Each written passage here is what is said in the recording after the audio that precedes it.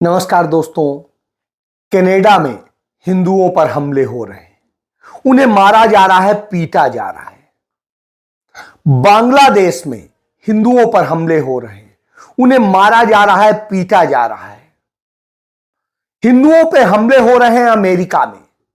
America में उन्हें मारा जा रहा है, उनके मंदिरों पर हमला किया जा रहा है और पीटा जा रहा है। ब्रिटेन में हिंदुओं को मारा जा रहा है, पीटा जा रहा है और सब कुछ हो रहा है।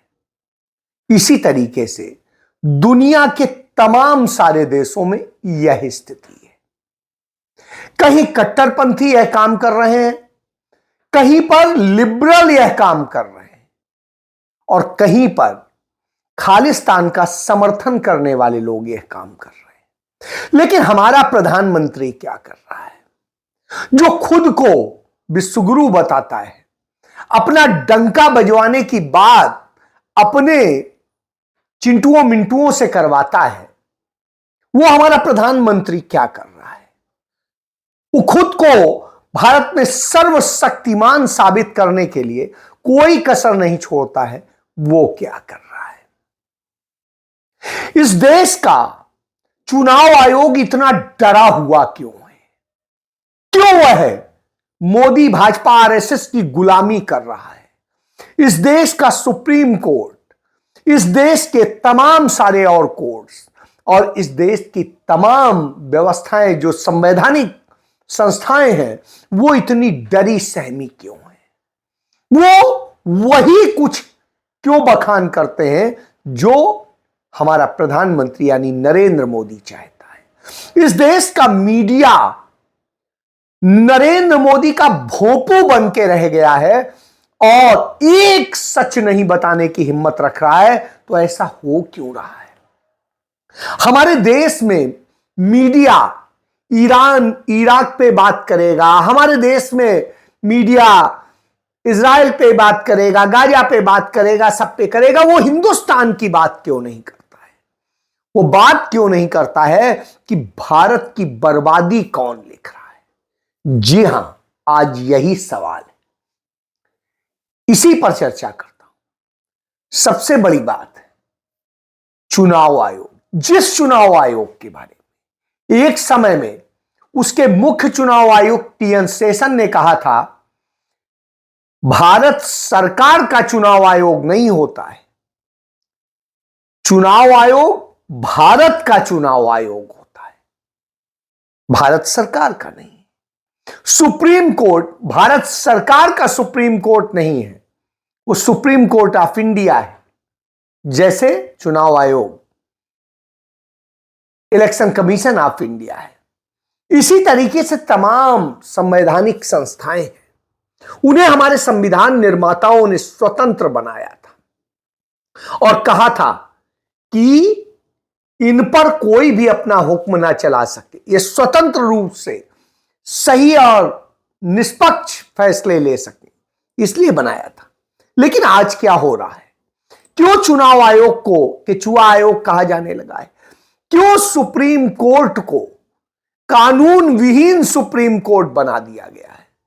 वह देवी उसमें प्लेस कर दी गई हैं जो आंखें भी खोले हैं देख के फैसला करेंगी कि सामने वाला कौन है, और उनमें यह हिम्मत नहीं है कि वो तलवार चला सके, क्योंकि उनकी तलवार तो छीन ली गई। बस वो सिद्धांत बयां कर दें, संविधान की किताब पकड़े रहिए, बस उसके अलावा कुछ नहीं। उसका पालन कराने की हिम्मत आप में नहीं है। इस तरह की स्थिति आ गई। बहरहाल, ये क्यों कह रहा हूं? क्योंकि चुनाव आयोग ने जब कहा कि हम चुनाव के लिए तैयार हैं, 4 राज्यों के चुनाव होने थे, जम्मू कश्मीर, हरियाणा, महाराष्ट्र और झारखंड, उसने 2 राज्यों के कराए, जम्मू कश्मीर और हरियाणा की। और स्थिति यह हुई कि जब भारतीय जनता पार्टी ने कहा नहीं, हरियाणा की आपने जो तारीख तय की वो हमें पसंद नहीं है, दूसरी तारीख कीजिए, तो साहब तुरंत बगैर उसके हाथ जोड़ के वही तारीख कर दी जो वो चाहते थे। इसी तरीके से तमाम और गड़बड़ियों पे बात नहीं करूंगा, उस पे बहुत बात कर चुका हूं। बात इस पे कि इस तरह से गुलामी होती है। इसके बाद में उसने दूसरा काम किया, चुनाव झारखंड और महाराष्ट्र का तय किया। एक को 20 नवंबर को मतदान होना है, एक में 13 और 20 को होना है। कुछ उपचुनाव भी होने हैं, कुछ लोकसभा के, कुछ विधानसभाओं के। भारतीय जनता पार्टी ने कहा कि 14 जो उपचुनाव होने हैं 14 सीटों पे 4 राज्यों में, उनमें कार्तिक पूर्णिमा है, गुरु पूर्णिमा है और न जाने क्या क्या बता दिया कि गुरु नानक देव जी की जयंती है, सब कुछ, तो इसलिए बदल दीजिए। उन्होंने तुरंत कहा कि नहीं, अब 13 को नहीं होगा, 20 को होगा। इसमें सबसे बड़े आश्चर्य की बात है, जिस केरल में भी उन्होंने बदल दी तारीख, उसी केरल में एक लोकसभा सीट का भी हो रहा है, वायनाड का। वायनाड का 13 ही तारीख को होगा। वहां पर यह नियम लागू नहीं हो रहा है, लेकिन बाकी जगह लागू हो रहा है। यानी आपका जो मानदंड है वो क्या है नहीं पता चलता है। जब कांग्रेस ने कहा कि महाराष्ट्र का डीजीपी बायस्ड है और वो एक्सटेंशन पर है, भाजपा आरएसएस का व्यक्ति है, महिला है रश्मि शुक्ला, तो उसे हटाया जाए, नहीं हटाया, कहा हमें अख्तियार नहीं है। लेकिन झारखंड में बीजेपी ने कहा तो तुरंत हटा दिया 24 घंटे के अंदर। बहरहाल इसको लेकर के बार बार कांग्रेस और उसने जब बहुत प्रोटेस्ट किया और बहुत यह स्थिति आई तो उसको हटा दिया चुनाव तक। बहरहाल उसे तो हटा दिया, लेकिन क्या व्यवस्थाएं आपने सही करी? आज निष्पक्षता को खत्म कर दिया गया। वो जिसको जिसको जहां जहां चाहते थे बीजेपी के लोग वहां प्लेस्ड करके गई। तो इससे आप समझ लीजिए यूं खेल होता है। इसी तरीके से चुनाव आयोग भाजपा को चुनाव जितवाने के लिए हर साजिश में हिस्सेदार होता है, इसीलिए वो तथ्यों को सुनता नहीं। अब आता हूं, शिक्षा बर्बाद करते हैं। उत्तर प्रदेश में 27,700 कुछ यानी 28,500 स्कूल, प्राथमिक स्कूल बंद करने का फैसला ले लिया गया। एक स्कूल में 3 टीचर के करीब औसत बनता है। और इस दृष्टिकोण से आप समझ लीजिए कि कितना व्यक्ति जो है बेरोजगार हो जाएगा। 80,000 से 90,000 से अधिक लोग जो है युवा बेरोजगार हो जाएंगे, क्योंकि उनकी नौकरी, ये पद खत्म हो जाएंगे। आपको याद होगा कि हरियाणा में 5,000 से अधिक स्कूल बंद कर दिए थे भारतीय जनता पार्टी ने अपने शासनकाल में। इसी तरीके से जम्मू कश्मीर में 4,500 स्कूल बंद कर दिए थे। और देश के तमाम राज्यों में जहां जहां इनकी सरकारें बंद कर दी। इन स्कूलों में पढ़ता कौन है? गरीब, दलित, पिछड़े, आदिवासी, इन्हीं सारे अल्पसंख्यक, इन्हीं सबके बच्चे पढ़ते। बड़े जिनके पास पैसे हैं, रुपए हैं, सब कुछ है, वो तो तमाम बड़े स्कूलों में पढ़ाते। यानी इन्हें अशिक्षित रखो, इन्हें भूखा रखो, इन्हें रोजगार मत दो, इनको हक मत दो, इन्हें बेकार रखो। यही नीति है। क्यों है? क्योंकि नरेंद्र मोदी तानाशाही के सिद्धांत को फॉलो करते हैं। बीबीसी ने एक कार्यक्रम किया, पूर्व राजनयिक हैं राजीव डोगरा, उन्होंने एक किताब लिखी। उस किताब में लिखा कि क्या दास्ता है तानाशाहों की और कैसे तानाशाहों का अंत होता है। तो उन्होंने बताया हर तानाशाह की एक एक्सपायरी डेट होती है। उन्होंने उसमें उदाहरण दिए, चाहे निकोलस चाउस्की का हो, चाहे स्टालिन का हो, चाहे मुसोलिनी का हो, चाहे हिटलर का हो, चाहे माओ का हो, सबके उदाहरण दिए और बताया कि किस तरीके से करते हैं। ये सबसे पहले मीडिया पे कब्जा करते हैं और उसके जरिए वो दिखाने की कोशिश करते हैं कि साहब तानाशाह तो भगवान है, अवतार है, जाने क्या क्या है, और उसके लिए सारा खेल करते हैं। हमने देखा कि नरेंद्र मोदी ने खुद को तानाशाह जो है वो बता दिया कि हम ये हैं, और इसके लिए उन्होंने खुद कहा गंगा में खड़े होकर के इस चुनाव में कि वो तो अवतार लिए हैं, वो तो नॉन बायोलॉजिकल हैं, वो तो भगवान उन्हें सीधे मैसेंजर ऑफ गॉड उन्हीं के तौर पे हैं। जैसे गुरमीत राम रहीम अपने आप को बताता था मैसेंजर ऑफ गॉड, वैसे ही तो नरेंद्र मोदी बताते हैं। तो इस तरह से तमाम चीजें। बहरहाल इसके अलावा वो अपने आप को सर्वव्यापी बनाने, ईश्वर दिखाने के लिए सब कुछ करता है। तो ये किया गया। फिर वो दिखाता है कि वो 24-24 घंटे में कितना काम करता है, कैसे करता है, जनता के लिए खपा रहता है। तो उसके लिए हिटलर का उदाहरण लिया। हिटलर रात में अपने दफ्तर की लाइटें जलवा देता था और ये दिखाता था 20-20 घंटे वो काम कर रहा है, असल में सो रहा होता था, अय्यासियां कर रहा होता था। तो यही स्थिति नरेंद्र मोदी ने करी। उनके लोग प्रचार करते हैं 18-18 घंटे काम करता है, ये करता है, वो करता है। तो आप समझ लीजिए, इसके बाद में इससे अपनी इमेज बनाने की कोशिश करता है। इसके लिए हर जगह हम ही दिखाई दे, तो हर जगह फोटो हो। किसी भी योजना में कोविड का सर्टिफिकेट दिया गया तो उसमें नरेंद्र मोदी की फोटो, पेट्रोल पंप जाओ तो नरेंद्र मोदी की फोटो, गैस का यदि आप वो लेते हैं डीवी कनेक्शन तो उसमें नरेंद्र मोदी की फोटो। जहां कहीं, हर दफ्तर में, हर जगह मोदी की फोटो लगा दी। स्टेडियम का नाम बदल के जो सरदार पटेल से नरेंद्र मोदी स्टेडियम कर दिया, अब नमो ट्रेन भी कर दी। इस तरीके से तमाम चीजें करते हैं, मंदिर बनवाते हैं और सब कुछ, और ये सब नरेंद्र मोदी ने अपनाया जैसा वो करते थे।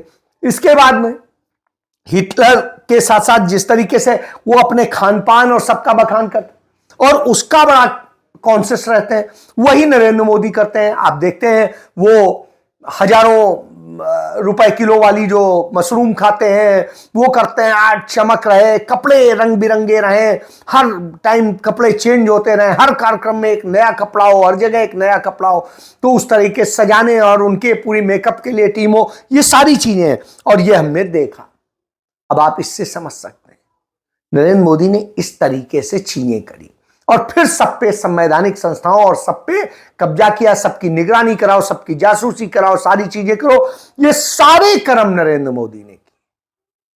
इससे इस संस्थाओं में बैठे लोग डरे और फिर वहां आरएसएस, बीजेपी और इसके लोग भर दिए गए।